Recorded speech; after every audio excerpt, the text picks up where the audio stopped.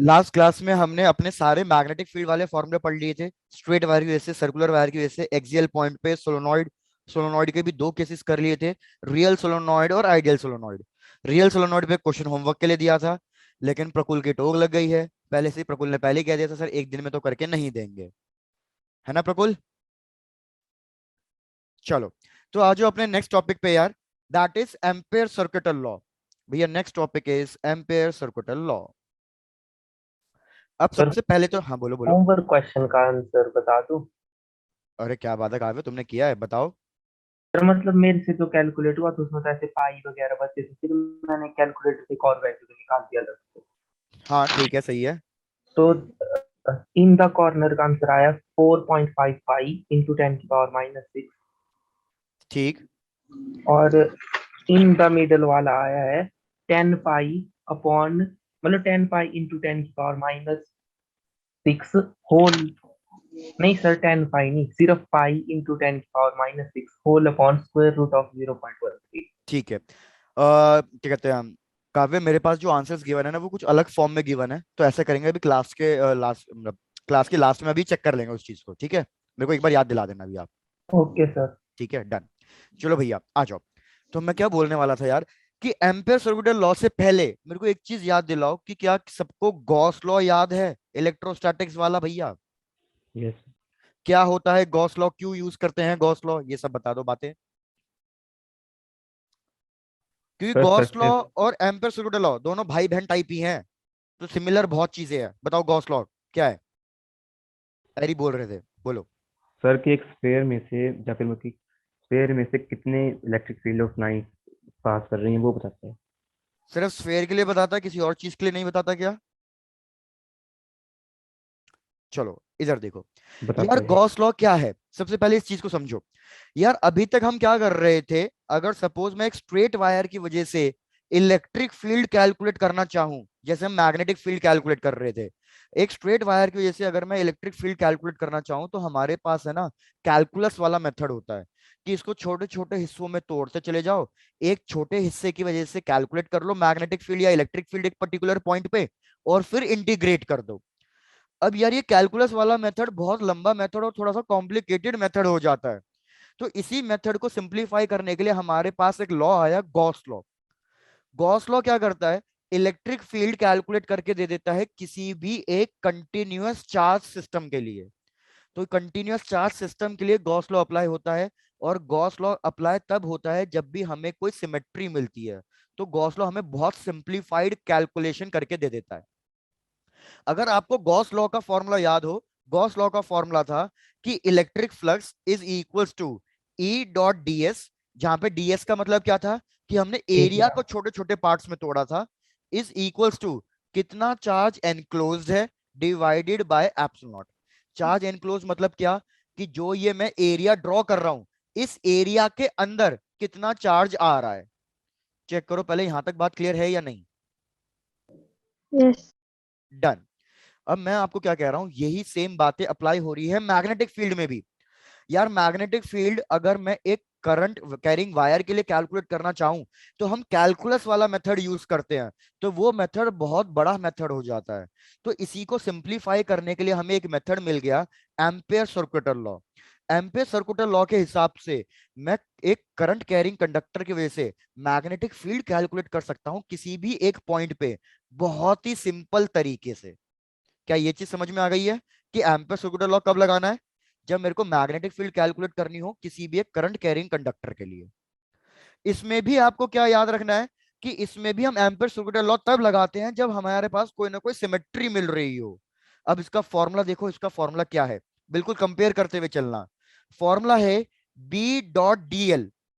B dot D क्यों लिखा, ताकि मैं एम्पेयर सर्कुलर लॉ चाहे तो यूनिफॉर्म फील्ड के लिए लगाना चाहूं तो यूनिफॉर्म फील्ड के लिए भी लगा सकता हूं, as well as non uniform field के लिए भी लगा सकता हूं। जैसे गॉस लॉ इंटीग्रेशन कर रहा हूं, तो मतलब यूनिफॉर्म फील्ड के लिए भी लग सकता है और नॉन यूनिफॉर्म फील्ड के लिए भी लग सकता है। डीएल का मतलब क्या होगा, ये बताना जरा, डीएल का मतलब। Sir small. डीएल का मतलब होगा इधर क्लोज लूप। तो अब एक दोनों में डिफरेंस भी याद रखना, इधर क्लोज सरफेस है। क्लोज सरफेस का मतलब होता है हमें 3D स्ट्रक्चर बनाना पड़ता है, 3D सरफेस बनाना पड़ता है। लेकिन क्लोज लूप का मतलब क्या है कि मेरे को 2D सरफेस बनाना है। जैसे कि इधर आएगा क्यूब तो इधर आएगा स्क्वायर, इधर आएगा सर्कल तो इधर क्या आएगा, इधर आएगा स्फेयर। क्या ये चीजें क्लियर हो रही हैं? Yes sir. Yes sir. Done भैया, डन। इक्वल्स टू, इधर था electrostatic constant, electrostatic constant division में जाता है, वेयरएस इधर आएगा magnetic constant, magnetic permeability of free space, और क्यू एनक्लोज्ड तो इधर आएगा आई एनक्लोज्ड, कि भैया कितना करंट आ रहा है उस लूप के अंदर जो लूप मैंने ड्रॉ किया है। अब यहां तक पूरी बातें समझ में नहीं आ रही होंगी तो एक एक करके मैं आपको पूरी बातें समझाता हूं कि भैया क्या करना है। सपोज मैंने क्या किया, एक एग्जांपल ले रहे हैं सिंपल सा, कि मैंने 3-4 वायर्स ले ली हैं और उनमें कितना करंट फ्लो कर रहा है वो मैं करंट मार्क कर रहा हूं। तो ये मैंने ऐसे 3-4 वायर्स ले ली। मैंने कहा कि भैया इस वाली वायर में करंट ऊपर की तरफ जा रहा है I1, इस वाली वायर में करंट ऊपर की तरफ जा रहा है I2, लेकिन इन दो वायर्स में करंट नीचे की तरफ जा रहा है, that is I3 and I4। मैं अलग अलग लूप बना रहा हूं, लूप। तो मैंने एक लूप बनाया ये, इस लूप की लेंथ ले लो L1। एक लूप मैंने बनाया ये, इस लूप की लेंथ ले लो L2। एक लूप मैंने बनाया ये L3, और एक लास्ट कि एक लूप मैंने बनाया ये, दैट इज L4। चेक करो क्या सबको ये सारे लूप समझ में आए हैं? लूप का मतलब एक यस क्लोज रिंग बना दी है मैंने, और कुछ नहीं किया है, क्लोज रिंग बनाई है मैंने। तो अब आपको क्या कैलकुलेट करके देना है, इन चारों लूप्स के लिए आपको एम्पर स्क्रूटर लॉ की इक्वेशन लिख के देनी है।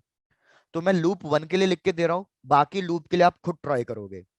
तो अगर मैं लूप 1 के लिए एम्पर स्क्रूटर लॉ की इक्वेशन लगाऊं तो मैं लिखूंगा मैग्नेटिक फील्ड इनटू डीएल का इंटीग्रेशन।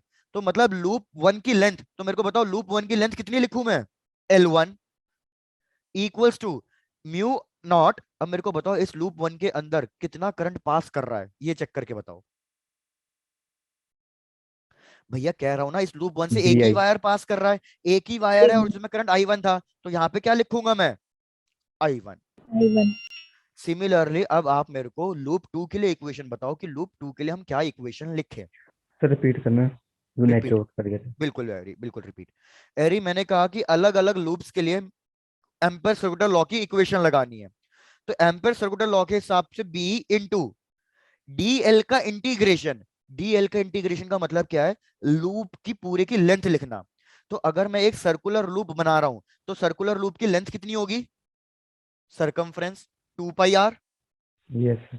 लेकिन इधर क्या है, मेरे को पीछे ना रेडियस नहीं दिया हुआ, तो मैं बस इस लूप की लेंथ L1 अज्यूम कर रहा हूं। तो मैंने कहा इस लूप की लेंथ कितनी है, L1 है, म्यू यस। नॉट। अब चेक करो इस लूप से जो एक वायर पास हो रही है उसमें कितना करंट फ्लो कर रहा है।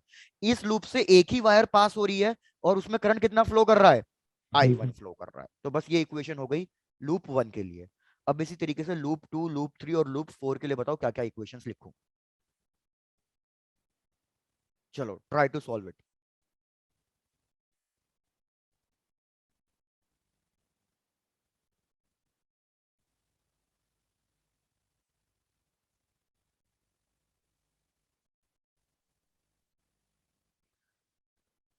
तो यार लूप 2 के लिए देखो और चेक करो हाँ कि आपने जो लिखा है लूप 2 के लिए वो सही लिखा है या नहीं लिखा। लूप 2 के लिए लिखूंगा बी इंटू, इस लूप की लेंथ नहीं पता फिलहाल के लिए L2 ही लेनी पड़ेगी, म्यू नॉट। अब मेरे को बताओ कितना करंट पास हो रहा है लूप 2 से, I1 plus I2। I1 plus I2। अब मैंने I1 प्लस I2 क्यों किया है, क्योंकि भैया दोनों करंट की डायरेक्शन सेम है, दोनों करंट की डायरेक्शन सेम है, मतलब दोनों ही करंट बाहर निकल रहे हैं। ऐसा नहीं हो रहा कि कोई एक करंट एंटर कर रहा है कोई एक करंट बाहर निकल रहा है। तो इसलिए ये दोनों करंट ऐड होंगे, तो हमारे पास फाइनल आंसर बनेगा I1 प्लस I2। भाई बहुत बढ़िया। अगर सबको अब समझ में आ ही गया है, मुझे दिख ही रहा है, तो फटाफट लूप 3 और लूप 4 की इक्वेशन और लिख के आंसर बता दो क्या क्या आएगा। फिर इसी के बेसिस पे इसके एप्लीकेशन पढ़ना शुरू करेंगे। 3 पे I3 माइनस I4। I3, ये लूप 3 ये है, इसमें I0 आएगा करंट। वेरी गुड, इसमें I0 जी। आएगा।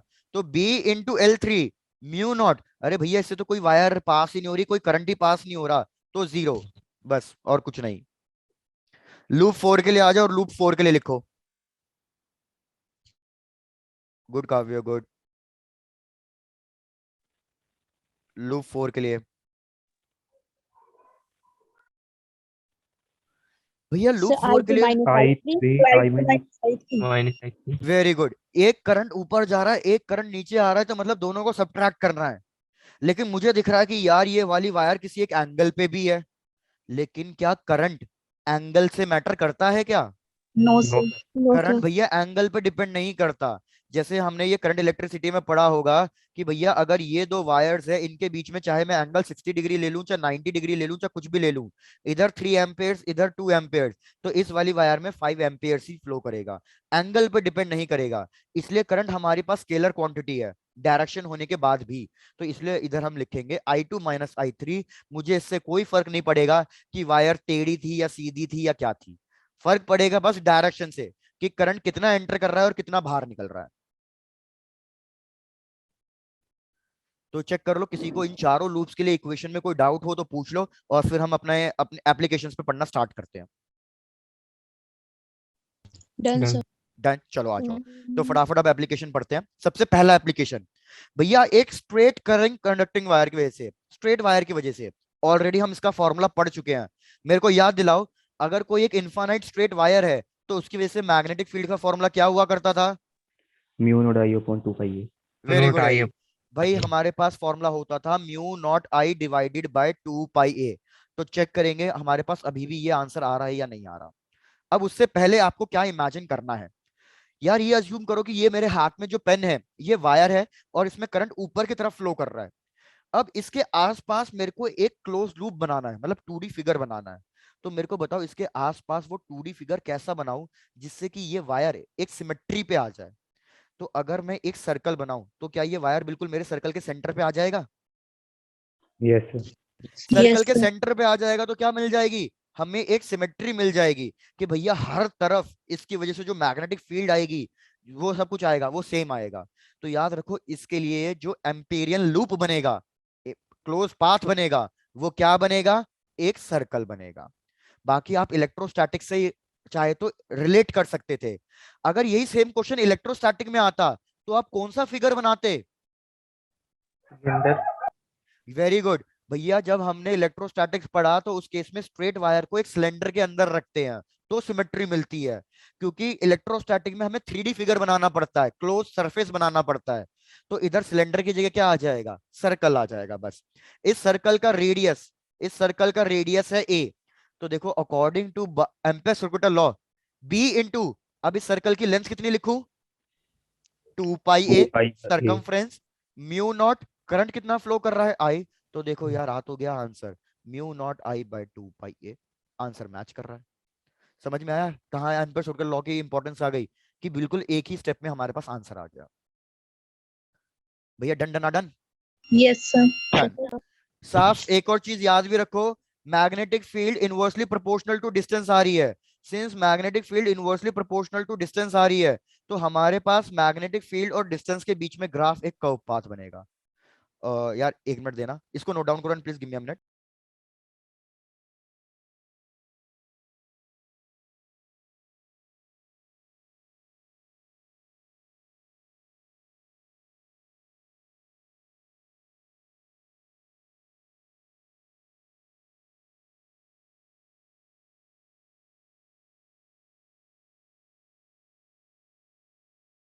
हाँ भाई बैक। तो चेक करो कि कोई दिक्कत? No sir. No, sir. तो ये तो बस समझाने के लिए था। अब जो हमारा मेन एप्लीकेशन है उस पे आते हैं फटाफट। सेकंड वाला, सेकंड वाला है भैया हमारे पास हॉलो सिलेंडर। हॉलो सिलेंडर का मेरे ख्याल से सब मतलब समझ रहे होंगे। हॉलो सिलेंडर मतलब जैसे कि अंदर कुछ फ्लो नहीं कर रहा, बस हमारे पास पेरिफेरी पेरिफेरी है, जैसे कि एक पाइप होता है, नॉर्मल पाइप। तो वो हमारा क्या बन गया? एक हॉलो सिलेंडर बन गया। क्या सबको ये चीज इमेजिन हो गई है? Yes sir. डन। तो यार मैंने कहा कि ये मेरे पास एक हॉलो सिलेंडर है और हॉलो सिलेंडर की बाउंड्री पे हमारा करंट फ्लो कर रहा है, सिर्फ बाउंड्री बाउंड्री मतलब पेरिफेरी पे ये करंट फ्लो कर रहा है हमारे पास आई। भैया पहले तो चेक करो कि ये डायग्राम इमेजिन हो भी रहा है या नहीं हो रहा है। डन। Yes. तो एग्जांपल में क्या दे रहा हूं, सपोज ये मेरे हाथ में वाटर बॉटल है, तो मैं कह रहा हूं कि अगर मैं इसमें से पानी निकाल दूं तो जो मेरे पास से खाली वाटर बॉटल बचेगी वो होगी हॉलो सिलेंडर। अब ये खाली वाटर बॉटल की जो प्लास्टिक लेयर है मैं कह रहा हूं इस प्लास्टिक लेयर पे करंट फ्लो कर रहा है, बस इसके अंदर कुछ नहीं है, प्लास्टिक लेयर के ऊपर बस करंट फ्लो कर रहा है चारों तरफ प्लास्टिक लेयर के ऊपर। तो ये हमारे पास एग्जांपल हो गया हॉलो सिलेंडर का। बस इस डायग्राम को इमेजिन करके रखना। तो यार मेरे को क्या करना है, इस हॉलो सिलेंडर के हर एक पॉइंट पे मेरे को मैग्नेटिक फील्ड कैलकुलेट करनी है।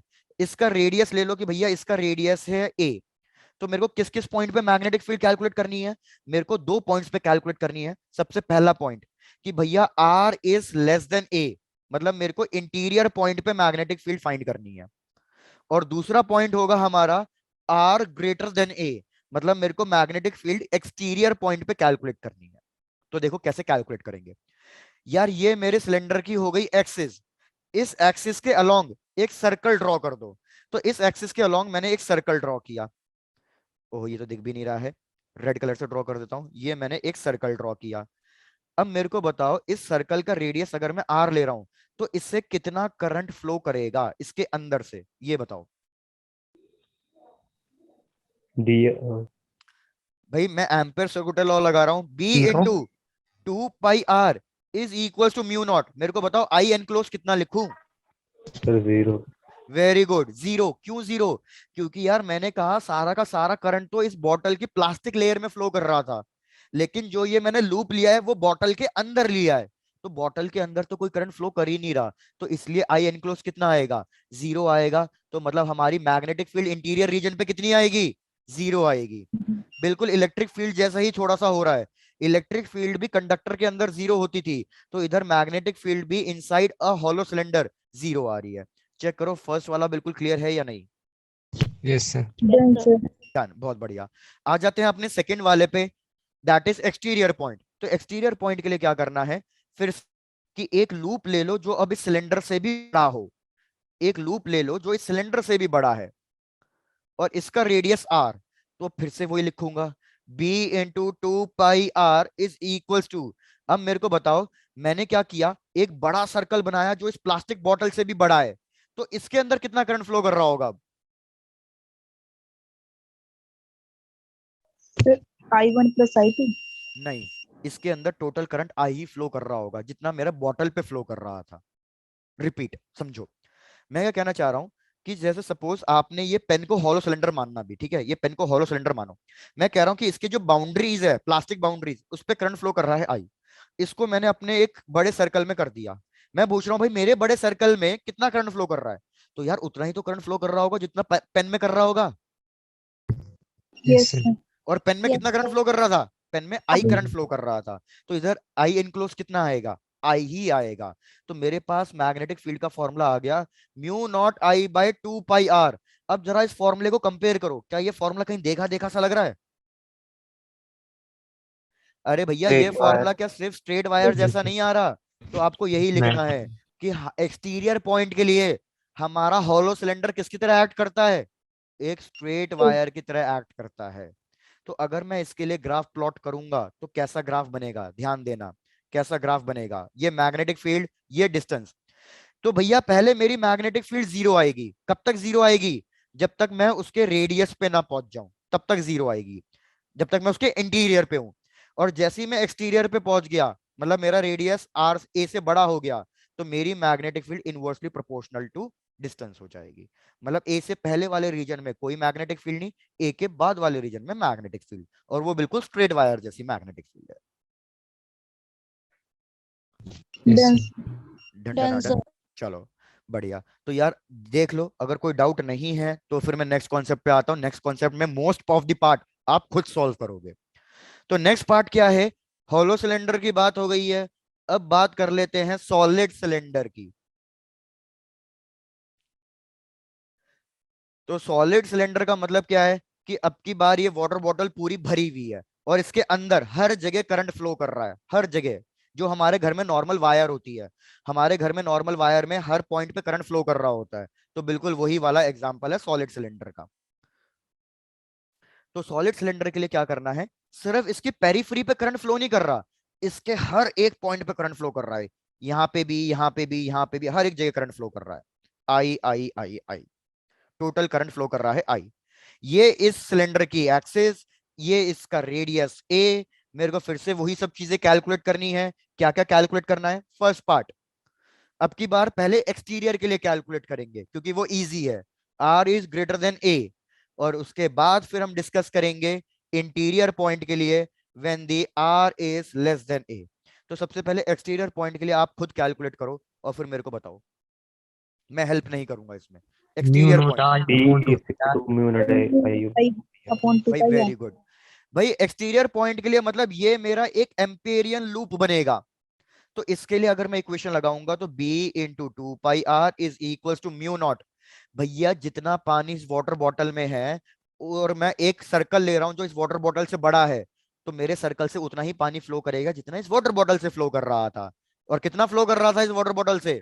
आई। तो ये हमारे पास मैग्नेटिक फील्ड आएगा सॉल्व करने के बाद कि magnetic field is equal to mu naught I by 2 πr। तो एक्सटीरियर पॉइंट हमेशा किसकी तरह एक्ट कर रहा है सिलेंडर के लिए? एक स्ट्रेट वायर की तरह एक्ट कर रहा है। ये तो क्लियर हो गया। अब इंटीरियर पॉइंट का सोचो, इंटीरियर पॉइंट के लिए क्या करना है? इंटीरियर पॉइंट मतलब मेरा ये वाला लूप।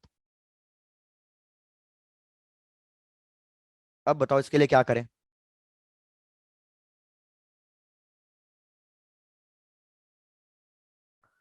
तो देखो जब मैं इंटीरियर पॉइंट के लिए कैलकुलेट करूंगा तो b into 2 πr is equal to mu naught. लेकिन क्या अब की बार उतना ही करंट फ्लो कर रहा होगा या कम कर रहा होगा या ज्यादा कर रहा होगा? कम कम कर कर भैया कम कम कर रहा होगा, क्योंकि अब मैंने पूरी वाटर बॉटल पानी से भरी हुई है, लेकिन अब की बार जो मैंने सर्कल लिया है वो वाटर बॉटल से भी छोटा लिया है। तो भैया अब उतना पानी थोड़ी फ्लो करेगा, अब तो कम अमाउंट फ्लो करेगा। तो अब ये लिखूंगा आई डैश। हमारा टारगेट यही है कि आई डैश निकालना, बाकी तो कुछ है ही नहीं सॉल्व करने के लिए, आई डैश निकालना। तो भैया आई डैश आपको हजारों बार बता चुका हूं, हमेशा ऐसी चीजों में हम यूनिटरी मेथड यूज करते हैं। यूनिटरी मेथड मतलब टोटल करंट कितना फ्लो कर रहा है? आई। कितने एरिया से फ्लो कर रहा था ये टोटल करंट? ऐसे AC. ये तो रेडियस है, एरिया कितना लिखूंगा? पाई R. ए स्क्वेयर इनटू मेरे को कितने एरिया के लिए चाहिए? मेरे को पाई Pi. आर स्क्वेयर वाले एरिया के लिए चाहिए। तो हमारे भैया क्या क्या टर्म्स कैंसल? पाई और पाई कैंसल, आई डैश की वैल्यू मिल गई है, आई डैश की वैल्यू आ गई I R square by a square. बस मैं आपसे यही चाहता हूं कि आप इसकी वैल्यू सब्स्टिट्यूट करो और मेरे को फाइनल आंसर बताओ कि भैया मैग्नेटिक फील्ड कितनी आ रही है। Mu naught I r upon 2 pi a square. Very good. तो अगर आप देखो हमारे पास इंटीरियर वाले पॉइंट पे फॉर्मूला आएगा mu naught I R divided by 2 pi Pi. A square. तो अब की बार अगर आप एक चीज नोटिस करो, अब की बार मेरी magnetic field directly proportional to R आ रही है। डिफरेंस है, ध्यान देना। इधर इनवर्सली प्रोपोर्शनल टू आर था एक्सटीरियर पॉइंट पे, लेकिन इंटीरियर पॉइंट पे क्या आ रहा है? Directly proportional to R. तो अगर अब की बार हम फिर से एक डायग्राम ड्रॉ करें मैग्नेटिक फील्ड का, मतलब ग्राफ ड्रॉ करें मैग्नेटिक फील्ड का और डिस्टेंस का, तो भैया अब की बार इंटीरियर पे मैग्नेटिक फील्ड जीरो नहीं है। तो अब की बार ग्राफ प्लॉट होगा और ये एक स्ट्रेट लाइन प्लॉट होगा because magnetic field is directly proportional to R. लेकिन ये कब तक हो रहा है? ये सिर्फ सरफेस तक हो रहा है। जैसे ही मैं सरफेस से बाहर आ रहा हूं तो फिर से मेरी magnetic field inversely proportional to R होना शुरू हो गई है। चेक कर लो, अब इसमें कोई डाउट है तो पूछ लो। No sir. No, sir. अगर कोई डाउट नहीं है तो एक क्वेश्चन दूंगा, आप खुद सॉल्व करके आंसर बताओगे, और वो क्वेश्चन बोर्ड एग्जाम्स में आया वो क्वेश्चन है। Yes, sir. मतलब इस वाले बोर्ड एग्जाम में नहीं, बस एक बोर्ड एग्जाम में आया वो क्वेश्चन है। चलो क्वेश्चन देखो भैया, देखते हैं क्वेश्चन समझ पाते हो या नहीं समझ पाते। क्वेश्चन अभी भी वही है। क्वेश्चन कह रहा है कि एक हॉलो सिलेंडर है, लेकिन अब वो आपको हॉलो सिलेंडर नहीं बोलेगा। वो कह रहा है कि भैया हमारे पास एक वायर है। तो एक वायर है तो मतलब समझ जाना सॉलिड सिलेंडर ही है भैया, ठीक है। ये हमारे पास एक वायर है और मैं इस वायर का इस तरीके से एक डायग्राम ड्रॉ कर रहा हूं कि ये, ओहो सॉरी, कि ये हमारे पास एक वायर है in the form of a solid cylinder, और ये उसका सर्कुलर वाला पार्ट। इसका रेडियस हमें गिवन है ए। इसमें पूरे में टोटल कितना करंट फ्लो कर रहा है? इसमें टोटल करंट फ्लो कर रहा है आई।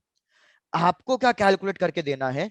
आपको मैग्नेटिक फील्ड का रेशियो कैलकुलेट करके देना है a/2, सेंटर से a/2 डिस्टेंस इंटीरियर पे और a/2 डिस्टेंस एक्सटीरियर पे। आई रिपीट, करना क्या है? जैसे ये मैंने वायर का सिर्फ सर्कुलर वाला पार्ट ड्रॉ कर दिया, मैं कह रहा हूं क्वेश्चन कह रहा है कि ए इंटीरियर a/2 का मतलब क्या है? कि सेंटर से a/2 डिस्टेंस पे इस वाले एम्पेरियन लूप के लिए आप मैग्नेटिक फील्ड कैलकुलेट करो। फिर दूसरे वाले का मतलब क्या है कि सरफेस से a/2 डिस्टेंस पे एक एम्पेरियन लूप लो और इसके लिए मेरे को मैग्नेटिक फील्ड कैलकुलेट करके दो। तो सपोज इसको ले लो B1 और इस नीचे वाले को ले लो B2। तो अंदर वाला है B1, ये है B2, इन दोनों की मैग्नेटिक फील्ड निकाल के रेशियो बताओ कितना आ रहा है। चेक कर लो क्वेश्चन क्लियर है या रिपीट करना है क्वेश्चन। सर क्लियर है। क्लियर है, डन। तो भैया क्वेश्चन क्लियर है तो ट्राई टू सॉल्व इट और आंसर दें जो भी आंसर आ रहा हो।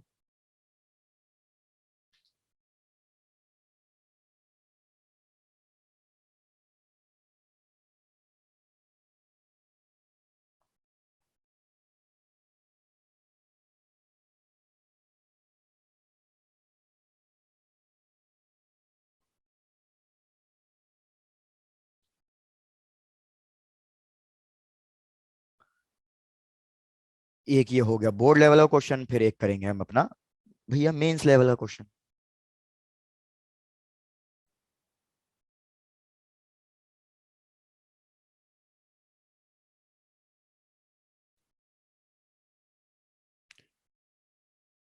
चलो आपको ऑप्शंस भी दे देता हूं।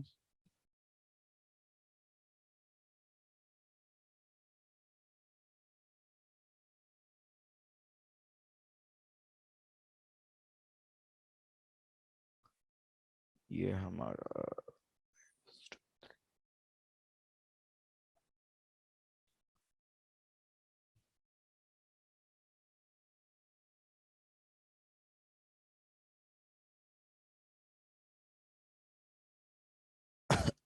सॉरी,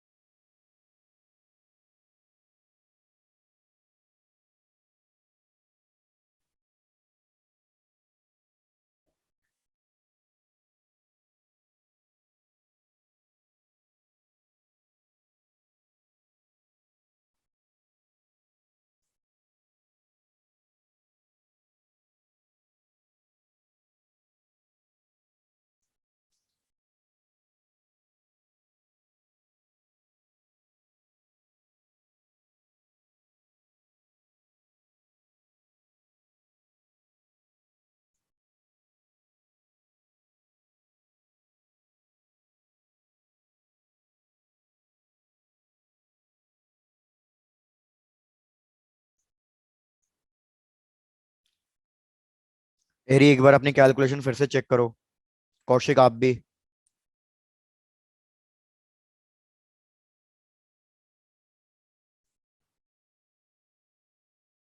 अरे क्या बात है यार, सबके ही आंसर्स गलत आ रहे हैं। हेमंत आपका आंसर सही है, काव्य आपका आंसर सही है, कोमल आप हल्का सा मतलब वो जा रहा है, प्रकुल आपका तो गलत है, कौशिक गलत है, एरी गलत, नहीं मानसी गलत है। चलो डन, वेरी गुड। भैया आंसर बताता हूँ, फाइनल आंसर क्या आ रहा है। डेफिनेटली ए और डी तो गलत है, आंसर बी या सी में से कोई एक है। 3:4 आ रहा है या 4:3 आ रहा है, इतना मेरे को पता है। अब मैं चाहूं तो डायरेक्टली भी देख सकता था कि इन दोनों में से कौन सा है, अभी वो भी डिस्कस कर लेंगे। देख लो इधर यार, सबसे पहले मैं इंटीरियर वाले पॉइंट के लिए निकाल रहा हूं। तो अगर मैं इंटीरियर वाले पॉइंट के लिए निकाल रहा हूं तो डायरेक्टली आपको फॉर्मूला पता तो था, μ0 I r divided by 2 π a²। तो इधर बस r की वैल्यू सब्स्टिट्यूट करनी थी। क्वेश्चन ने r की वैल्यू कितनी दी है आपको, a/2 दी है। तो ये एक a और एक कैंसिल हो गया, तो हमारे पास आ गया μ0I/4 π a। चेक करो किसी को इसमें दिक्कत। No sir. Done. No sir. Exterior वाला देखूंगा, तो एक्सटीरियर वाले के लिए आपको फॉर्मूला पता है कि भैया एक्सटीरियर वाले के लिए हमारा इनवर्सली प्रोपोर्शनल टू आर हो जाता है। तो μ0I डिवाइडेड बाय, मेरे को आर की वैल्यू बताओ, आर की वैल्यू कितनी लूं। सेंटर से ये डिस्टेंस कितना हो जाएगा, ए वेरी गुड, ई ये हो जाएगा सेंटर से डिस्टेंस 3a/4। क्या किसी को समझाना है कि 3a/4 कैसे हुआ। No sir. डन। तो ये हो जाएगा हमारे 3 पास by 2 3a/2। एक मिनट रुको, ए हाँ 3a/2, 3a/2, बिल्कुल ठीक है, ठीक है, बिल्कुल ठीक है भैया, मेरी गलती है। 3a/2, ये 2 और ये 2 कैंसिल हो गया, तो हमारे पास आ जाएगा μ0I/3 π a। तो यार आप खुद देखो ना, अगर आप इन दोनों का रेशियो लोगे तो या तो 4:3 आएगा या 3:4 आएगा।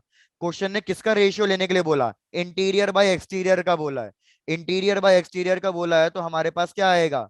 B interior by B exterior is equals to 3/4 आएगा। यस क्योंकि मैग्नेटिक फील्ड और 4 इनवर्सली प्रोपोर्शनल है, मैग्नेटिक फील्ड और 3 इनवर्सली प्रोपोर्शनल है। तो इंटीरियर के लिए 4 नीचे, एक्सटीरियर के लिए 3 ऊपर, 3:4। Correct option is option B, 3:4। अभी भी चेक कर लो, कोई दिक्कत लग रही है तो प्लीज पूछ लो। कोई दिक्कत नहीं है तो नेक्स्ट क्वेश्चन दे दूं? Yes. चलो डन। भाई नेक्स्ट क्वेश्चन लो और ये अपने आप सॉल्व करोगे। It is again a mains level question. भाई क्वेश्चन ये कह रहा है कि एक लीनियर कंडक्टर है, लीनियर कंडक्टर, लीनियर कंडक्टर है तो सिलेंडर होगा। मैंने सिलेंडर का सिर्फ टॉप व्यू, वो सर्कुलर वाला पार्ट लिया है। इसका रेडियस मेरे को गिवन है कि इसका रेडियस है ए। लेकिन अब की बार, अभी तक हमने जितने भी क्वेश्चन पीछे किए उन सब में एक कांस्टेंट करंट फ्लो कर रहा था। लेकिन क्वेश्चन कह रहा है कि भैया अब कांस्टेंट करंट फ्लो नहीं कर रहा। कांस्टेंट करंट फ्लो नहीं कर रहा तो इसलिए हमें करंट डेंसिटी गिवन है। क्वेश्चन कह रहा है current density for this linear conductor is Kr²। Check करो यहां तक कोई दिक्कत? सबको समझ में आ गया? Yes, sir. डन। क्वेश्चन क्या कह रहा है कि भैया हमें कैलकुलेट करके दो मैग्नेटिक फील्ड दो अलग अलग पॉइंट्स पे। कौन से दो अलग अलग पॉइंट्स पे? At R greater than a, और second point B at R less than a. मतलब एक्सटीरियर पॉइंट और इंटीरियर पॉइंट, दो पॉइंट्स पे कैलकुलेट करके सॉल्व करना है। सर रिपीट करना, मेरा नेटवर्क चले गया था। अब एरी बिल्कुल रिपीट। एरी मैंने कहा एक लीनियर कंडक्टर है, मतलब एक सिलेंडर है। मेरे को सिलेंडर के लेंथ से कोई मतलब है ही नहीं, मेरे को तो सिलेंडर का सिर्फ रेडियस, मतलब सिर्फ ये सर्कुलर व्यू देखना होता है। तो मैंने सिलेंडर का सर्कुलर व्यू ड्रॉ कर दिया। तो यहां लिख देता हूं ये एक लीनियर कंडक्टर ही है, कहीं भैया कंफ्यूज हो जाओ। इस लीनियर कंडक्टर में अब जो करंट फ्लो कर रहा है वो एक कांस्टेंट करंट नहीं है, वो करंट वेरी कर रहा है रेडियस के हिसाब से। तो मेरे को करंट डेंसिटी गिवन है कि current density is equals to J K equals to Kr²। Eri check करो यहां तक समझ में आ गया? Yes sir. क्योंकि जब भी हमारे पास करंट कांस्टेंट नहीं होता तो यूजुअली हम करंट डेंसिटी की हेल्प लेते हैं। तो हमें करंट डेंसिटी गिवन है। भैया सबको करंट डेंसिटी का फॉर्मूला पता है या नहीं पता? I by a. Very good. I by a, या फिर अगर मैं कहूं आई होता है करंट डेंसिटी डॉट एरिया, क्योंकि दोनों वेक्टर्स हैं इसलिए। तो भाई हमें क्या कैलकुलेट करके देना है? मैग्नेटिक फील्ड कैलकुलेट करनी है दो अलग अलग पॉइंट्स के लिए। एक है एक्सटीरियर पॉइंट जब मैंने आर को ए से बड़ा लिया है, और एक है इंटीरियर पॉइंट जब मैंने आर को ए से छोटा लिया है। तो इन दोनों के लिए मेरे को मैग्नेटिक फील्ड कैलकुलेट करके देनी है। ये क्वेश्चन है। किसी को डाउट लग रहा है तो भैया पूछ लो।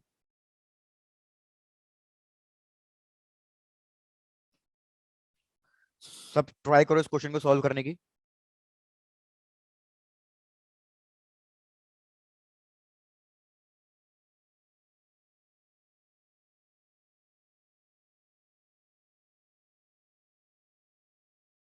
नहीं काव्य?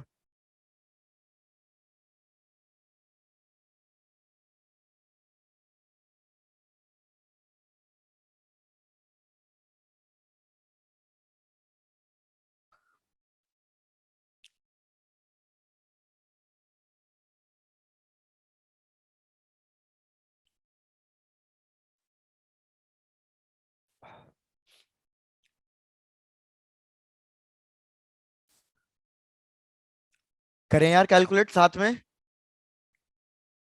Yes. चलो डन।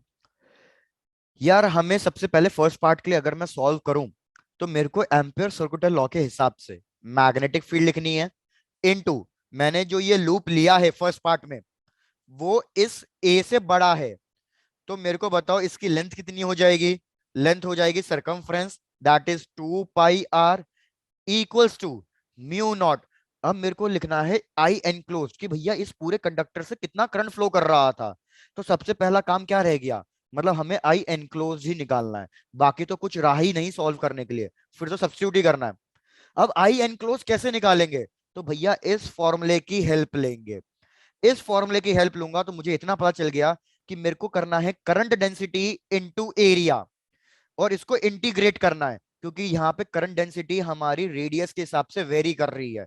तो ये नॉन यूनिफॉर्म चीजें हैं। तो मैं लिखूंगा current density into small area, और इसको इंटीग्रेट कर दूंगा। तो अब इसका मेथड सब लोग भाई देख लो इधर, किसी को कोई डाउट हो तो फिर पूछ लेना, इसलिए कह रहा हूं। एरिया हम क्या लिखेंगे भैया, मैं इधर एरिया लिखूंगा करंट डेंसिटी के आर स्क्वायर इंटू एरिया होगा 2 pi R into D are. मेरे को बताओ क्या इसमें किसी को डाउट है कि मैंने area 2 pi R into D R क्यों लिखा?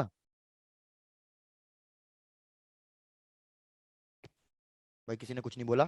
सर क्योंकि बिल्कुल यार, मेरे को एक रिंग का एरिया लिखना है, लेकिन वो एरिया सिर्फ ऐसे नहीं लिखना। जैसे अगर मेरे को एक सिंपल रिंग गिवन होती तो मैं तो लिख देता पाई आर स्क्वायर। लेकिन इधर कर क्या रहे हैं हम अज्यूम कर रहे हैं कि हमारी छोटी छोटी रिंग्स, जब मैं इन सबको जोड़ता चले जाऊंगा जिनकी थिकनेस चेंज हो रही है, तो वो मेरे को एक सर्कुलर डिस्क बना के दे देंगी और वो एक लीनियर कंडक्टर का पार्ट बन जाएगा। तो इसलिए मैं डायरेक्टली इधर एरिया पाई आर स्क्वायर नहीं लिखूंगा, इधर मैं एरिया क्या लिखूंगा, इधर मैं एरिया लिखूंगा एलिमेंट्री एरिया, मतलब सरकमफ्रेंस इनटू थिकनेस। चेक करो अब ये बात क्लियर हो गई या नहीं हो गई? Yes, sir. अब मेरे को बताओ, जो मैंने ये रिंग ली है, सपोज मैंने ये वाली रिंग ली है, अब ये रिंग की थिकनेस कहां से कहां तक वेरी करनी चाहिए ताकि ये पूरी डिस्क मिल जाए मेरे को, बताओ? तो भैया 0 से लेके कहां तक वेरी करेगी? ए तक। ए तक क्यों वेरी करेगी? क्योंकि मैं एक्सटीरियर पॉइंट पे फाइंड करना चाहता हूं, और एक्सटीरियर पॉइंट पे टोटल करंट निकालना पड़ेगा कि पूरे कंडक्टर में कितना करंट फ्लो कर रहा है। तो इसलिए मैंने लिमिट्स लगा दी 0 से ए तक। इसको सॉल्व करो, आई एनक्लोज निकल जाएगा, आई एनक्लोज की वैल्यू सब्स्टिट्यूट करो, और मेरे को अभी बताओ कि आंसर भैया कितना आ रहा है magnetic field at the exterior point. चलो, और स्टेप भी चेक करो, किसी को कुछ डाउट लग रहा है तो प्लीज पूछ लो, क्योंकि मेरे को थोड़ा सा ट्रिकी लगता है ये, मेरे को समझ में आता है, डिफिकल्ट हो सकता है, तो पूछ लेना कि लिमिट्स ऐसी क्यों रखी है या एरिया को ऐसा क्यों लिखा है, कुछ भी डाउट हो उसमें पूछ लेना।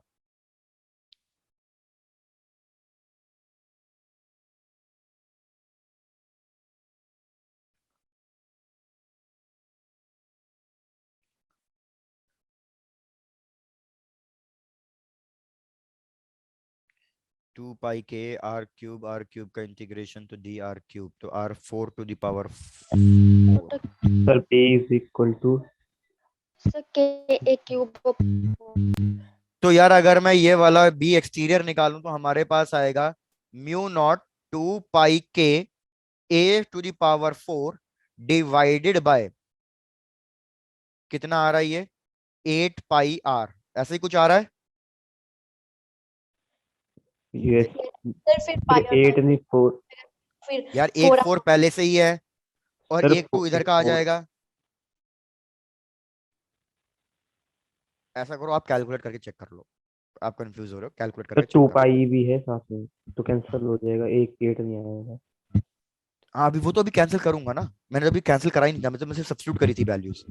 तो यार रिपीट कर रहा हूँ, वैल्यू सब्स्टिट्यूट करके मेरे पास आएगा magnetic field 2 pi R is equals to mu naught I enclose की वैल्यू जो मेरे कैलकुलेशन पे आई है 2 पाई के ए टू द पावर 4/4 आई है।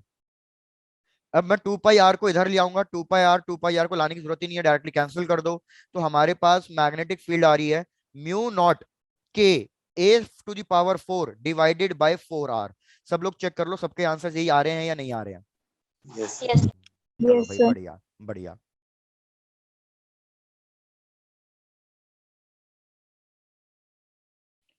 यार अगर आपको ये समझ में आ गया है तो अब सेकंड पार्ट आपको इजीली समझ में आ जाएगा।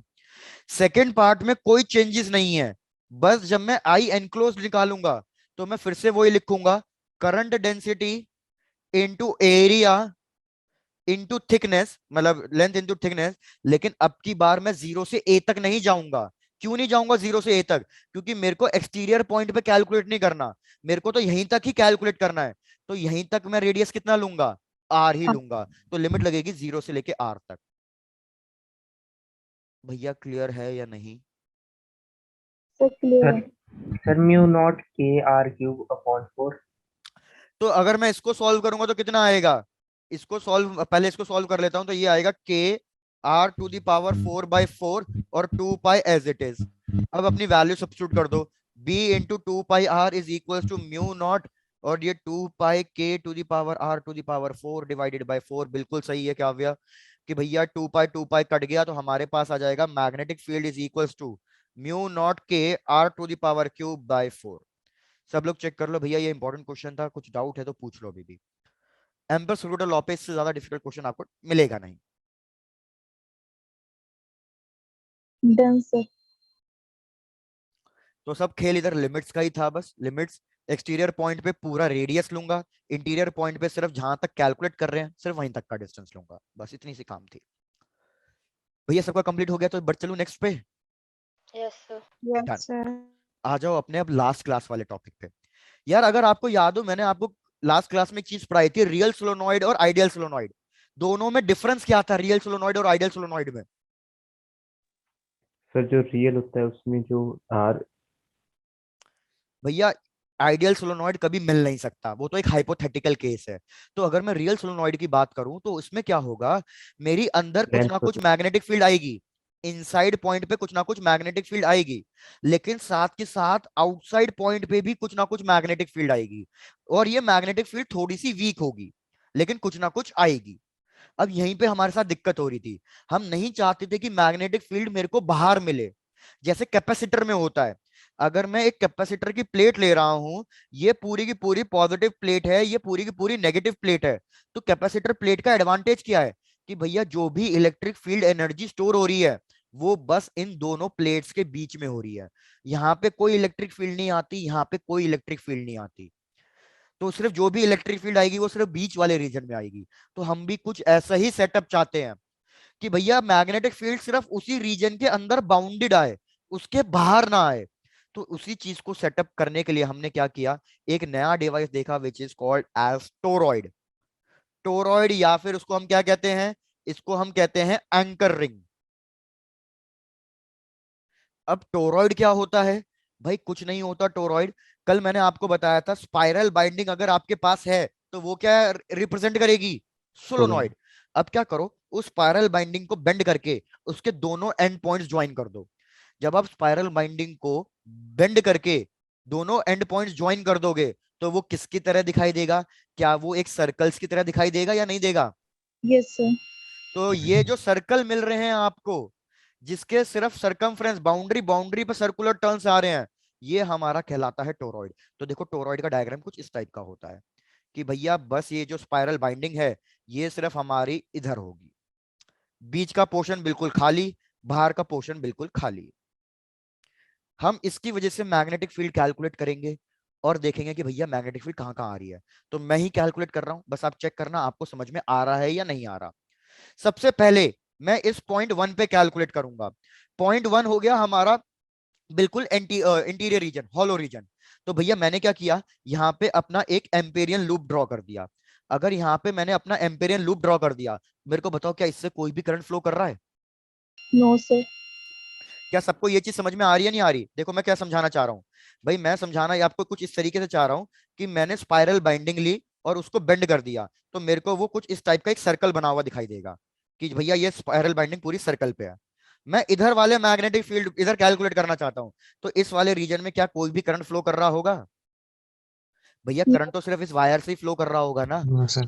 तो डन, तो बस इसके लिए हमारा एम्पीयर सर्कुलर यस। लॉ लगाएंगे तो बहुत इजी हो जाएगा। पॉइंट वन पे B into 2 pi R is equal to mu naught I enclose, लेकिन आई एनक्लोज जीरो है तो मैग्नेटिक फील्ड भी कितनी आएगी, जीरो जीरो। आएगी। तो भैया इधर कोई मैग्नेटिक फील्ड प्रोड्यूस नहीं हो रही है, तो इधर हम लिख देते हैं मैग्नेटिक फील्ड इज जीरो, कोई मैग्नेटिक फील्ड प्रोड्यूस नहीं होगी।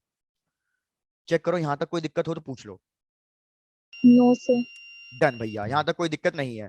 अब दूसरी चीज समझो भैया, मैंने कल सोलोनॉइड का आपको एक डायग्राम बना के दिया था। मैंने कहा था कि अगर मैं सोलोनॉइड को कट करूंगा तो मेरे को सी टाइप का एक डायग्राम मिलेगा, और सी टाइप के डायग्राम में मेरे को क्या दिखेगा कि एक साइड से अगर करंट एंटर कर रहा है तो दूसरी साइड से करंट क्या कर रहा है, एग्जिट।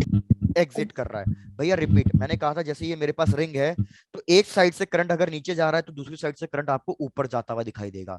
तो इधर मैं वही मार्क कर रहा हूं। भैया एक साइड से तो मेरे को करंट ऐसा लग रहा है कि करंट अंदर की तरफ जा रहा है, लेकिन एक साइड से मेरे को इसके जो दूसरा एंड ऊपर वाला पॉइंट है उससे मेरे को लगेगा कि करंट बाहर निकल रहा है। क्या इस डायग्राम में कोई दिक्कत है? No sir. सेकंड वाला पार्ट क्या है, सेकंड वाला है कि इंटीरियर पे मैग्नेटिक फील्ड कैलकुलेट करना चाहता हूं। इंटीरियर पे मैग्नेटिक फील्ड का मतलब है कि भैया मैं इस वाले रीजन में मैग्नेटिक फील्ड कैलकुलेट करना चाहता हूं, इस वाले रीजन में। तो यार इस वाले रीजन में क्या मेरे दोनों करंट आ रहे हैं या सिर्फ एक ही करंट आ रहा है? सिर्फ दोनों एक ही करंट आ रहा है जो अंदर की तरफ जा रहा है, बाहर वाला करंट नहीं मिल रहा है मेरे को। तो इस केस में मैं लिखूंगा B into 2 πr mu naught, current की वैल्यू सेम है तो मैग्नेटिक फील्ड आ रहा है mu not I/2 πr। Check करो, यहां तक कोई दिक्कत है तो बताओ भाई, दिक्कत है? No no sir. याद रखो, अब इसको मैं सिंप्लीफाई करूंगा तो मेरे पास आएगा म्यू नॉट NI। सिंप्लीफाई कैसे करूंगा भैया? मेरे को आई एनक्लोज चाहिए, आई एनक्लोज के लिए मैं नंबर ऑफ टर्न्स वाला फॉर्मूला यूज करूंगा, तो ये वाला फॉर्मूला आएगा। आपको सॉल्विंग पार्ट पर भी फोकस नहीं करना, आप सिर्फ फॉर्मूले तक यहां तक चेक करो, यहां तक कोई दिक्कत नहीं लगनी चाहिए। अब बचा लास्ट। लास्ट क्या है मेरा? बिल्कुल एक्सटीरियर पॉइंट। अगर मैं बिल्कुल एक्सटीरियर पॉइंट ले रहा हूं, भैया मैं जानबूझ के ज्यादा फास्ट जा रहा हूं क्योंकि इसमें कुछ इतना खास है नहीं करने को। अगर मैं एक्सटीरियर पॉइंट ले रहा हूं मतलब मैं व्हाइट वाला सर्कुलर लूप ले रहा हूं। अगर मैं व्हाइट वाला सर्कुलर लूप ले रहा हूं तो भैया जितना करंट एंटर कर रहा था उतना ही करंट एग्जिट आउट भी कर रहा है, तो आई एनक्लोज कितना आएगा? जीरो। जीरो। अगर आई एनक्लोज जीरो आया है तो मैग्नेटिक फील्ड भी कितनी आएगी? जीरो। जीरो आएगी। तो देखो मेरे पास अपने आप एक ऐसा सेटअप मिल गया जिसमें जो भी मैग्नेटिक फील्ड है बस वो इस वाले रीजन के अंदर ही स्टोर्ड है, इसके बीच वाले हॉलो रीजन में नहीं है, बाहर वाले रीजन में नहीं है। तो यही एक एडवांटेज है टोरॉइड का। तो ज्यादातर डिवाइसेस में हम अपना टोरॉइड यूज करते हैं, एंकर रिंग यूज करते हैं कि भैया इसमें जो भी मैग्नेटिक फील्ड होगी बस वो इतने वाले रीजन में ही होगी, ना इधर कोई मैग्नेटिक फील्ड ना इधर कोई मैग्नेटिक फील्ड।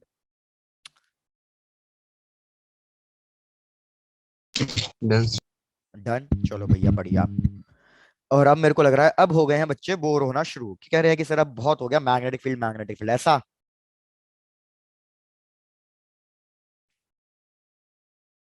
No sir. वैसे भी मैंने देखा लास्ट क्लास तक पहुंचते पहुंचते दम टूट ही जाता है ना।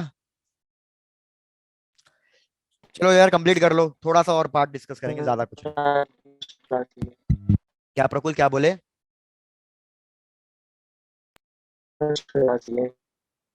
प्रकुल तुम्हारी वॉइस इतनी ब्रेक हो रही है, मेरे को समझ में ही नहीं आ रहा कि तुम क्या बोल रहे हो। सर आज की फर्स्ट क्लास ही है ये।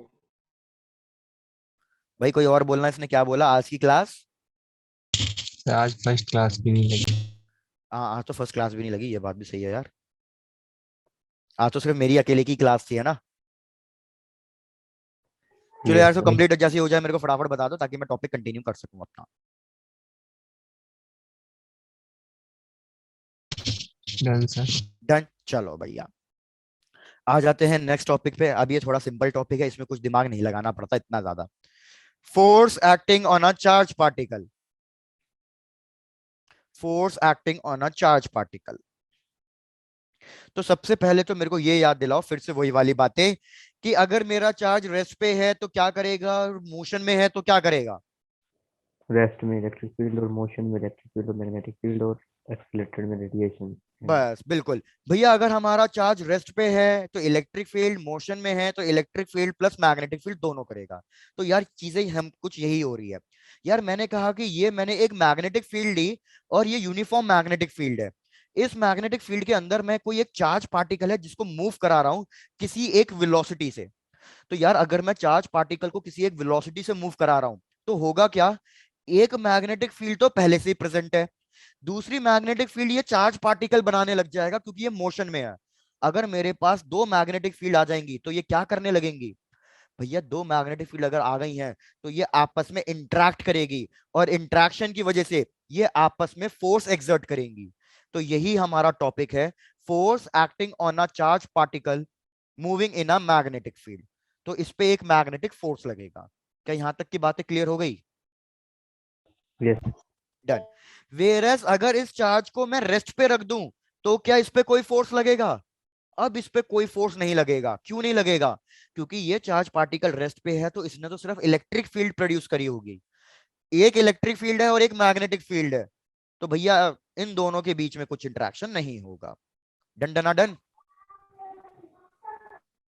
Yes sir. तो मैग्नेटिक फोर्स का फॉर्मूला लिख लो, मैग्नेटिक फोर्स का formula q v B sine theta. भैया फिर से ये साइन थीटा आ गया, मतलब हमारे पास क्रॉस प्रोडक्ट होना चाहिए। क्रॉस प्रोडक्ट होना चाहिए तो यहाँ पे कौन कौन सी आपको वेक्टर क्वांटिटी दिख रही है? भैया चार्ज जी स्केलर एंड जी। क्वांटिटी होता है, वेलोसिटी और मैग्नेटिक फील्ड वेक्टर क्वांटिटी है। तो मैं लिखूंगा F M magnetic force is equals to Q into V cross B. और यार लास्ट क्लास में क्रॉस प्रोडक्ट पे कितनी चर्चा भी करी थी। अगर मेरा force V cross B calculate करके आ रहा है तो क्या मैं सीधा सीधा ये नहीं कह सकता कि मेरा जो मैग्नेटिक फोर्स होगा वो परपेंडिकुलर टू दी वेलोसिटी भी होगा, और जो ये मेरा मैग्नेटिक फोर्स होगा वो परपेंडिकुलर टू मैग्नेटिक फील्ड भी होगा। और इसी फॉर्मूले से आपको यह भी पता चल गया दो एडिशनल इंफॉर्मेशन भी। क्या एडिशनल इंफॉर्मेशन पता चल गई? कि अगर मेरा चार्ज पार्टिकल मैग्नेटिक फील्ड के पैरेलल या एंटी पैरेलल मूव कर रहा है तो ये कितना एंगल बनाएगा? तो ये एंगल बनाएगा 0 डिग्री या फिर 180 डिग्री। तो 0 डिग्री और 180 डिग्री पे साइन की वैल्यू कितनी हो जाती है? 0। तो इस केस में हमारे चार्ज पे कोई फोर्स नहीं लगेगा। तो चार्ज पे फोर्स सिर्फ तभी लगेगा जब वो किसी एंगल पे मूव कर रहा हो। अगर वो 0 डिग्री और 180 डिग्री पे मूव करेगा तो कोई फोर्स नहीं लगेगा। दूसरी इंफॉर्मेशन क्या पता चली? कि अगर मेरा चार्ज पार्टिकल मैग्नेटिक फील्ड में रेस्ट पे बैठा हुआ है तो भी उस पर कोई फोर्स नहीं लगेगा, क्योंकि अगर वेलोसिटी 0 तो फोर्स भी 0।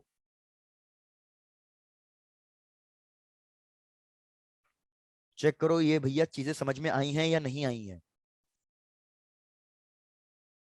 डन।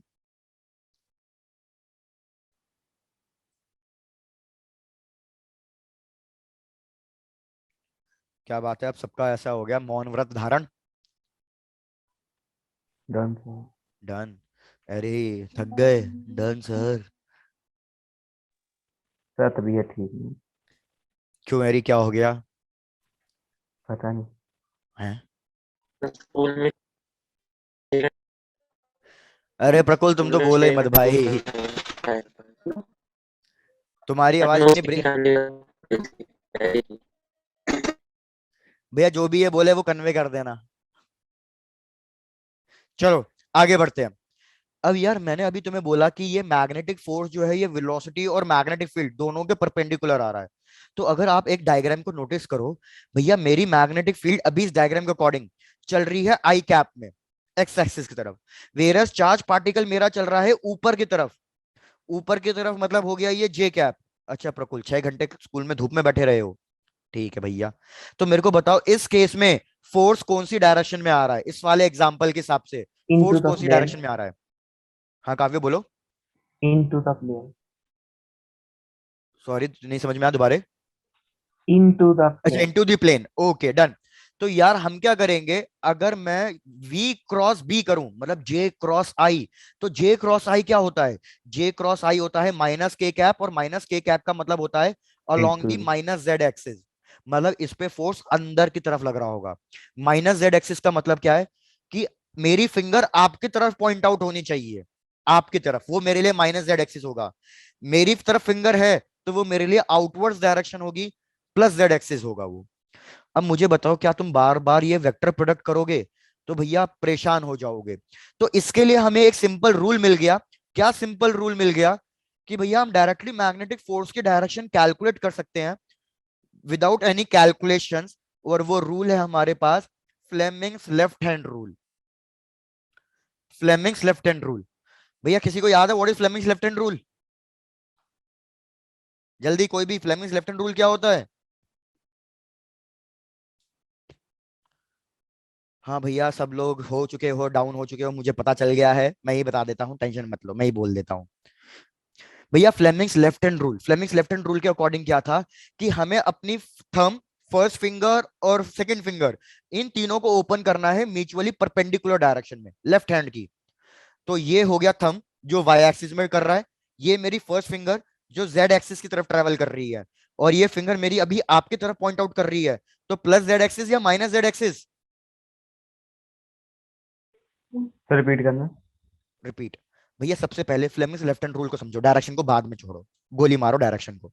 भैया मैं कह रहा हूं फ्लेमिंग्स लेफ्ट हैंड रूल के हिसाब से आप अपना लेफ्ट हैंड लो, थंब, फर्स्ट फिंगर और सेकंड फिंगर, इन तीनों को परपेंडिकुलर डायरेक्शन में ओपन करो। हम परपेंडिकुलर डायरेक्शन में ओपन क्यों करना चाह रहे हैं? ताकि हमारी कोई एक चीज एक्स एक्सिस की तरफ आ जाए, कोई एक चीज वाई एक्सिस की तरफ आ जाए, और कोई एक चीज जेड एक्सिस की तरफ आ जाए। डन है? इतनी बात क्लियर है? यस। डन। तो भैया मैंने कुछ इस तरीके से ओपन कर लिया, जैसा आपका मन करे। आप देखो सब कुछ परपेंडिकुलर है, चाहे ऐसे रख लो चाहे ऐसे रख लो, जैसे आपका मन करे। अब ये यस थंब सर। फिंगर ये सब क्या रिप्रेजेंट करती हैं? भैया ये रिप्रेजेंट करती है मैग्नेटिक फोर्स, मैग्नेटिक फील्ड और करंट। याद रखने का तरीका क्या है? याद रखने का तरीका है father mother child. Father F force, mother M magnetic field, child C current. कोई दिक्कत? अरे नो। यार बोलो। No sir. ऐसा है? चलो नो वापस सर। से। यार याद रखने का तरीका मैंने क्या बताया? Father mother child. भैया सिंपल भी है तरीका याद रखने का, दूसरे तरीके से जो मेरे को याद है। Father generally considered as a strong part of the family, तो ये हमारा thumb strong part of the family. Mother फंस गई है यस फादर और चाइल्ड के बीच में, और चाइल्ड है हमारा नॉटी, तो मिडल फिंगर। ठीक है। अब भैया मैं कह रहा हूं कि आप अपना थंब हमेशा लास्ट में ओपन करोगे। क्यों? क्योंकि आपको मैग्नेटिक फोर्स फाइंड करना है। तो आप हमेशा अपनी फर्स्ट फिंगर और सेकंड फिंगर ओपन करोगे, और उसके बाद देखोगे कि थंब कहां ओपन हो रहा है। दूसरी चीज, मैंने कहा कि अगर मेरी फिंगर आपकी तरफ पॉइंट आउट कर रही है, तो मैं इसको इनवर्ड्स कहूंगा या आउटवर्ड्स कहूंगा? अगर मेरी फिंगर आपकी तरफ पॉइंट आउट कर रही है तो इनटू। नहीं, अगर मेरी इनटू। फिंगर आपकी तरफ पॉइंट आउट कर रही है, मतलब मेरी फिंगर स्क्रीन में घुसने की कोशिश कर रही है, मैं आप में उंगली कर रहा हूं, तो भैया ये गलत है। तो ये हमारी जो इनवर्ड्स डायरेक्शन होगी, याद रखो वो माइनस जेड एक्सिस होगी, और इसको मैं कहूंगा इनवर्ड्स। वेरस अगर मेरी फिंगर मेरी तरफ पॉइंट आउट कर रही है, तो मतलब ये क्या है कि भैया ये हमारी मेरी साइड आउटवर्ड्स आ रही है, स्क्रीन के अपोजिट, ये स्क्रीन से बाहर निकल रही है, तो ये हो जाएगा हमारा out of the plane. Check कर लो क्या ये बात क्लियर है या नहीं। Yes sir. डन। तो यार अब मेरे को क्या करो, इस डायग्राम के हिसाब से जरा फ्लेमिंग्स लेफ्ट हैंड रूल लगाओ, और मेरे को बताओ डायरेक्शन चेक करके कि डायरेक्शन इनवर्ड्स आ रही है या आउटवर्ड्स आ रही है। तो मैं सॉल्व कर रहा हूं ये वाला क्वेश्चन, नेक्स्ट क्वेश्चन आप खुद सॉल्व करोगे। भैया मैग्नेटिक फील्ड को मैंने ओपन किया है right hand side. Right hand side क्यों ओपन किया? क्योंकि magnetic field right hand side जा रही थी। चार्ज पार्टिकल ऊपर जा रहा है पॉजिटिव वाला, तो करंट किधर जा रहा होगा? करंट भी ऊपर ही जा रहा होगा, क्योंकि जहां पे पॉजिटिव चार्ज वहां पे करंट। तो ये हो गई मैग्नेटिक फील्ड, ये हो गई करंट की डायरेक्शन। मेरा थंब आपकी तरफ जा रहा है, मेरा थंब आपकी तरफ पॉइंट आउट कर रहा है, तो इनवर्ड्स या outwards? Inwards. Very good, inwards. Inwards हो जाएगा। अगर मेरा थंब या मेरी फिंगर आपकी तरफ पॉइंट आउट करे, तो मतलब वो इनवर्ड्स है। चेक कर लो भैया, फ्लेमिंग्स लेफ्ट हैंड रूल लगाना समझ में आया या नहीं आया? Yes sir. डन। तो नेक्स्ट क्वेश्चन दे रहा हूं। नेक्स्ट क्वेश्चन में आपको कुछ कैलकुलेट करके मत दो मेरे को, बस इतना बता दो कि जो भी पार्टिकल है उस पे फोर्स कौन कौन सी डायरेक्शन में लगेगा, बस इतना करके देना है। तो अब मैं आ रहा हूं क्वेश्चन पे, और सब लोग भैया बताना इसका आंसर एक एक करके। भैया मैंने क्या करा, मैंने मैग्नेटिक फील्ड ले ली है कुछ इस तरीके से कि ये मेरी मैग्नेटिक फील्ड है यूनिफॉर्म, और फिर से राइट हैंड साइड ली है मैंने लिए हैं तीन चार पार्टिकल्स। पहला पार्टिकल Q1, भैया Q1 जा रहा है इधर। दूसरा पार्टिकल Q2, वो जा रहा है भैया ऊपर की तरफ। तीसरा पार्टिकल तीसरा पार्टिकल Q3, वो भी जा रहा है ऊपर की तरफ। तो बस मेरे को इन तीनों के लिए बता दो कि इन तीनों पे फोर्स कौन कौन सी डायरेक्शन में लग रहा है। चलो।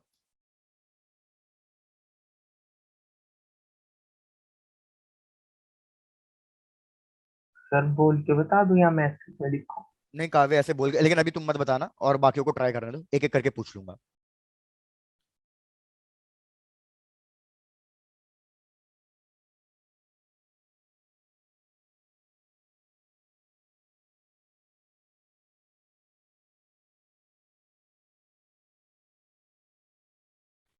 Sir Q1 outward the plane, क्योंकि आउट द प्लेन।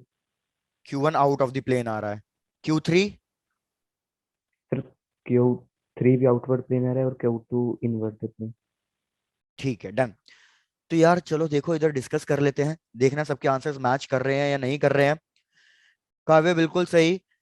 भैया Q1 की अगर मैं बात करूं तो Q1 तो मेरा मैग्नेटिक फील्ड के पैरेलल जा रहा है, तो इसके लिए तो एंगल बन रहा है 0 डिग्री, तो इस पे तो कोई फोर्स लगेगा ही नहीं, तो डायरेक्शन का ही की कोई फोर्स नहीं लग रहा।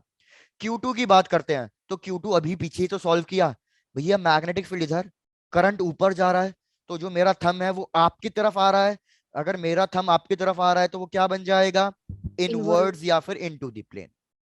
अब थर्ड वाले के लिए आपको कैलकुलेट करना ही नहीं था, बाकी आप चाहे तो कैलकुलेशन से भी चेक कर लेंगे। भैया अगर पॉजिटिव के लिए फोर्स इनवर्ड्स आ रहा है तो नेगेटिव के लिए फोर्स कहां आएगा, आउटवर्ड्स। अब देखो कैसे कैलकुलेट किया। भैया मैग्नेटिक फील्ड इधर, मेरे को बताओ चार्ज पार्टिकल ऊपर जा रहा है तो करंट किधर है, नीचे। करंट नीचे है, क्योंकि करंट हमेशा opposite to the direction of electron होता है। बस इसमें यही कॉन्सेप्ट था कि भैया मैंने अपनी मिडिल फर्स्ट फिंगर ओपन करी magnetic field right hand side, second finger open करी डाउनवर्ड्स, क्योंकि करंट नीचे होगा इलेक्ट्रॉन ऊपर जा रहा है। तो भैया मेरा थंब मेरी तरफ ही पॉइंट आउट कर रहा है, तो अगर मेरा थंब मेरी तरफ ही पॉइंट आउट कर रहा है तो ये क्या डायरेक्शन हो गई, ये आउटवर्ड्स हो गई। बाकी आपको डायरेक्शन चेक भी नहीं करनी थी। भैया जब पॉजिटिव के लिए इनवर्ड्स आ रहा है, नेगेटिव के लिए आउटवर्ड्स आएगा ही आएगा।